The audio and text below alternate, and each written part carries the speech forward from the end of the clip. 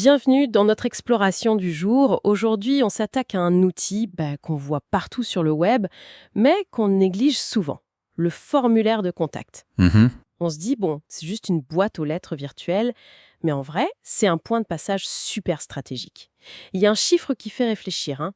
Plus de 95% des gens qui visitent un site s'en vont sans aucune interaction. Allez, c'est calme.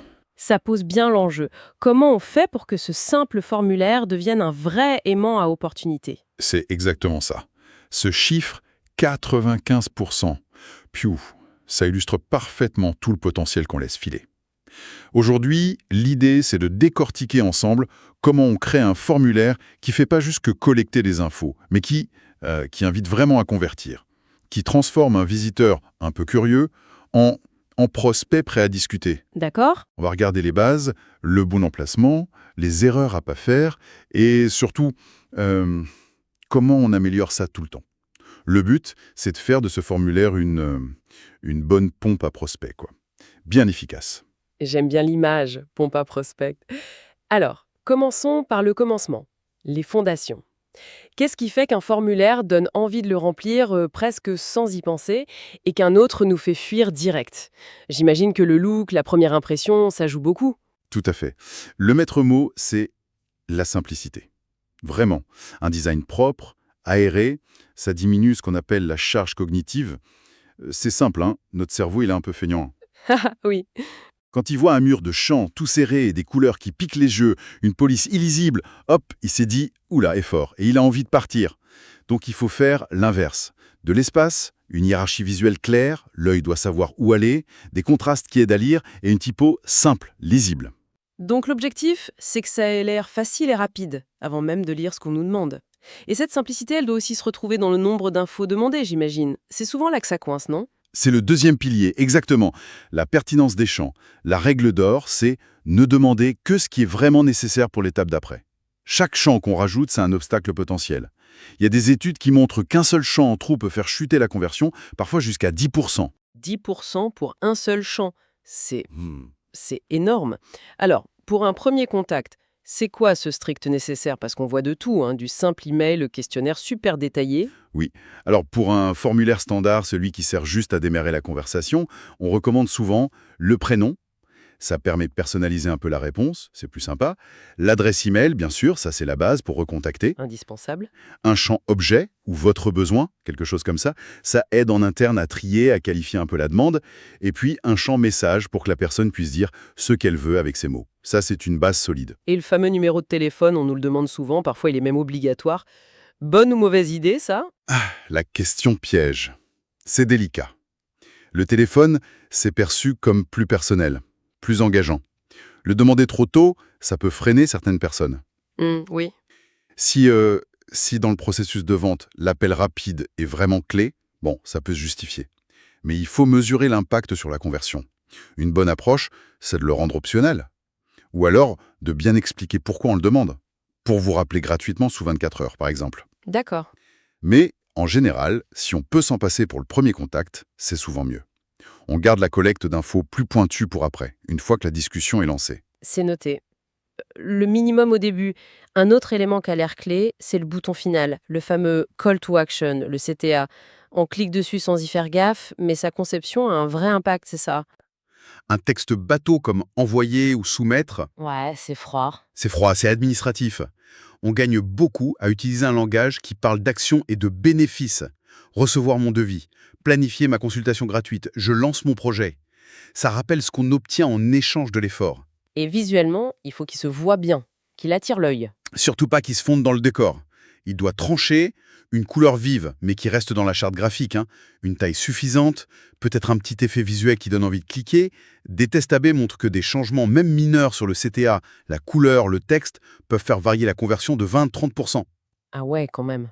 C'est tout sauf un détail. Impressionnant pour un simple bouton. Et si le formulaire est forcément un peu long, par exemple pour une demande de devis un peu complexe, comment on évite que la personne se décourage en cours de route? Ah oui, bonne question. Dans ce cas, les indicateurs de progression, c'est indispensable. Une petite barre qui avance, une indication étape 2 sur 4, ça change tout. Ça rassure. Ça rassure, oui. Savoir où on en est, ce qui reste à faire, ça diminue l'anxiété un peu. Personne n'aime s'engager dans un truc sans savoir combien de temps ça va prendre. Ça donne un sentiment de contrôle à la personne et ça réduit beaucoup les abandons en cours de saisie. D'accord, donc les bases sont posées, simplicité, juste les bons champs, un CTA qui motive et un indicateur si c'est long. Maintenant, la question de l'emplacement. Où est-ce qu'on le met sur le site? Il y a débat, non? En haut, en bas, sur une page à part. Le placement, c'est stratégique, c'est vrai. Une recommandation qu'on entend souvent, c'est de le mettre au-dessus de la ligne de flottaison, c'est-à-dire visible sans avoir à descendre dans la page. Ah oui, direct. Surtout sur les pages importantes, comme la page d'accueil. Pourquoi? Parce qu'il y a des visiteurs qui arrivent déjà avec l'intention de contacter. Faut leur tendre la perche tout de suite. Logique. Et pour les autres, ceux qui lisent, le formulaire reste visible pendant qu'ils découvrent le contenu. Ça maximise la visibilité, ça minimise l'effort. Mais est-ce qu'on risque pas d'être un peu trop pushy en le mettant si en avant? Certains préfèrent peut-être lire tranquillement avant de s'engager? C'est un équilibre, oui. L'idée, c'est pas d'avoir un formulaire géant qui prend tout l'écran, mais qui soit là, accessible facilement. Et pour ceux qui ont besoin de plus d'infos avant, on peut utiliser ce qu'on appelle une approche multipoint. C'est-à-dire? Plusieurs formulaires. C'est un peu ça. Faut pas mettre tous ses œufs dans le même panier. Avoir le formulaire principal en haut de l'accueil, c'est bien, mais on peut compléter avec une page contact dédiée. Là, on peut mettre un formulaire peut-être un peu plus détaillé ou donner d'autres moyens de contact. D'accord. On peut aussi avoir des formulaires spécifiques sur les pages de services ou de produits, bien ciblés sur l'offre. Et même, pourquoi pas, un petit formulaire ou juste un bouton «Contactez-nous» dans le pied de page, le footer. Comme ça, c'est accessible de partout. Donc, on multiplie les chances, en gros, pour s'adapter aux différents parcours des visiteurs à leur niveau d'envie de contacter. Ça se tient. Exactement. Le but, c'est de rendre le passage à l'action le plus simple possible, peu importe comment la personne navigue sur le site. Très clair. On a vu comment bien faire. Maintenant, passons aux choses qui fâchent. Les erreurs qui tuent les conversions. Celles qu'il faut absolument éviter. C'est quoi la plus fréquente? Celle que vous voyez tout le temps? Ah, sans hésiter une seconde, trop de champs obligatoires. Le formulaire qui se transforme en interrogatoire. Oui. Chaque petite étoile rouge, là, c'est comme une mini-agression, une demande d'effort en plus. Demander l'adresse complète, le numéro de SIRET, le budget détaillé. Dès le premier contact, c'est souvent contre-productif. Ça crée une friction énorme, un sentiment d'être envahi. Il faut donc être super critique et se demander pour chaque champ, est-ce que c'est vraiment indispensable pour démarrer la conversation? Précisément. Limiter l'obligatoire au strict minimum vital, souvent. Juste l'email et le message, ça suffit. Et mettre le reste en optionnel. On pourra toujours demander des détails plus tard. Mieux vaut un contact simple que pas de contact du tout, non? Absolument. Une autre chose qui peut rendre fou, c'est quand on passe du temps à remplir, on clique sur «Envoyer» et là, paf, message d'erreur. Corriger les champs en rouge, sans savoir tout de suite où est le problème. L'absence de validation en temps réel. Qui n'a jamais ragé contre ça? C'est terrible pour l'expérience utilisateur, ça. La bonne pratique, c'est la validation immédiate, ou quasi immédiate. Dès qu'on quitte un champ, on appelle ça l'événement on-blur en technique, le système devrait vérifier si c'est bon. Ok. Si oui, un petit verre discret. Sinon, un message clair, précis, juste à côté du champ qui pose problème. Format d'email invalide. Ce champ est obligatoire. Attendre la fin pour tout dire, c'est le meilleur moyen de décourager la personne qui va devoir chercher, corriger, parfois sans bien comprendre pourquoi. Oui, ça rend l'expérience beaucoup plus fluide et ça évite l'énervement juste avant de finir, qui peut pousser à tout laisser tomber. Autre point super important aujourd'hui, la confiance. La transparence, surtout avec le RGPD. Ah oui, crucial. Le manque de clarté sur ce qu'on va faire des données, c'est rédhibitoire. Il faut absolument un lien bien visible vers la politique de confidentialité, utiliser des cases à cocher séparées et surtout pas précocher pour les consentements spécifiques. Newsletter, offres partenaires, etc. Mhm. Et l'idéal, c'est même d'ajouter une petite phrase simple près du bouton qui rassure sur l'utilisation des données.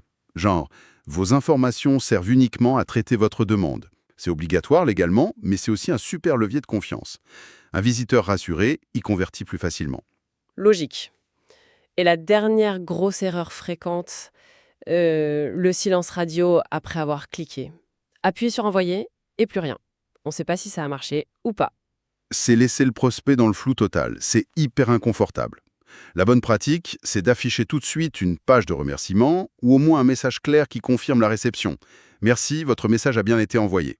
Et un email aussi. Oui, idéalement, doublez ça d'un email de confirmation automatique envoyé à l'adresse donnée.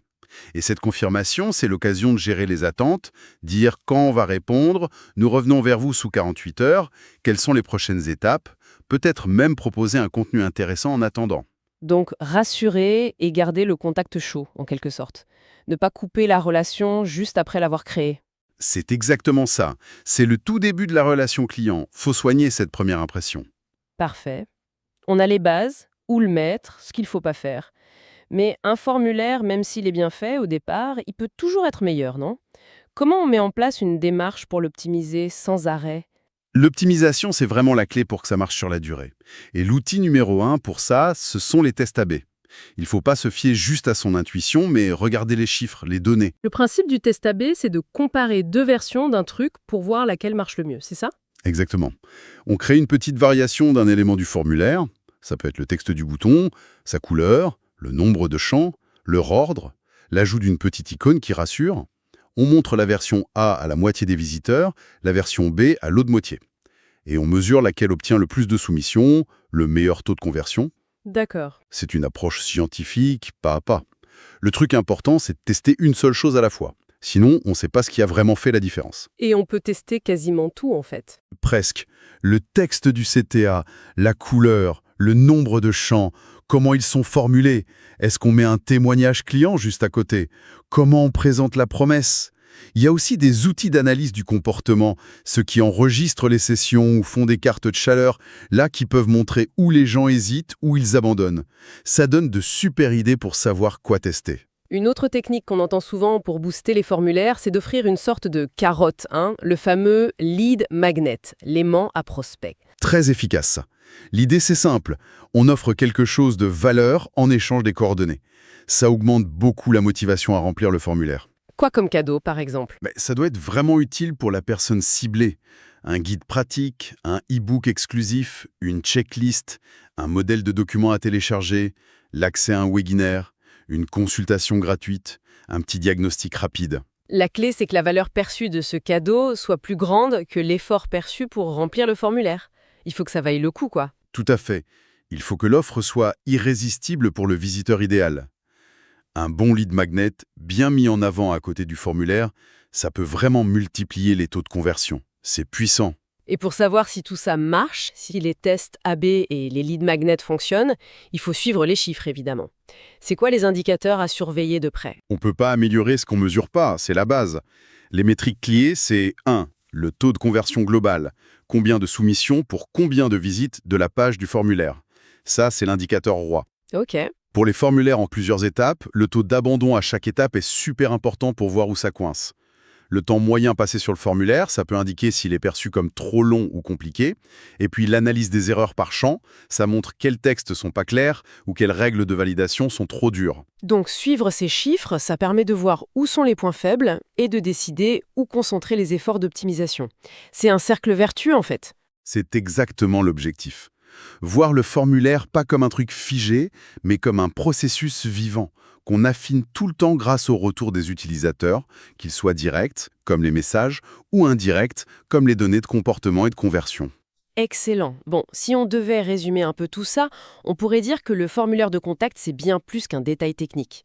C'est un vrai outil marketing, très puissant, mais qui demande du soin dans sa conception. Simple, clair, juste ce qu'il faut comme info, bien visible et transparent. Chaque détail compte pour que ce soit facile et que ça donne envie d'aller jusqu'au bout. C'est une parfaite synthèse. Et j'ajouterais l'état d'esprit. Il faut vraiment avoir cette culture de l'amélioration continue. Tester, mesurer, apprendre des résultats et adapter. Ce qui marchait hier marchera peut-être plus demain, les attentes des gens changent, la technologie aussi. La performance d'un formulaire, c'est jamais gagné d'avance. Et la récompense de tout cet effort, c'est une augmentation qu'on peut mesurer, des contacts qualifiés, des opportunités pour le business. Le formulaire devient alors un vrai moteur de croissance. Exactement. C'est un levier souvent sous-estimé, mais avec un potentiel énorme quand on s'y intéresse vraiment. Pour finir et nous laisser un peu matière à réfléchir, une question qui va un peu au-delà de la technique pure. On a beaucoup parlé d'ergonomie, de design, de nombre de champs, mais au fond, quelle place à la compréhension vraiment fine de la psychologie du visiteur, ses vraies motivations, ses freins cachés, ses biais, dans le succès final d'un formulaire? Est-ce que c'est pas là que se joue la vraie différence, au bout du compte? C'est une question fondamentale, oui. Là, on touche à l'art subtil de la persuasion éthique. Comprendre pas seulement comment l'utilisateur agit, mais pourquoi il le fait, ça ouvre des pistes d'optimisation bien plus profondes. On pourrait même imaginer comment demain l'IA pourrait adapter le formulaire en temps réel, pas juste au comportement, mais peut-être même au profil psychologique qu'elle détecte chez le visiteur. C'est un champ d'exploration immense qui s'ouvre.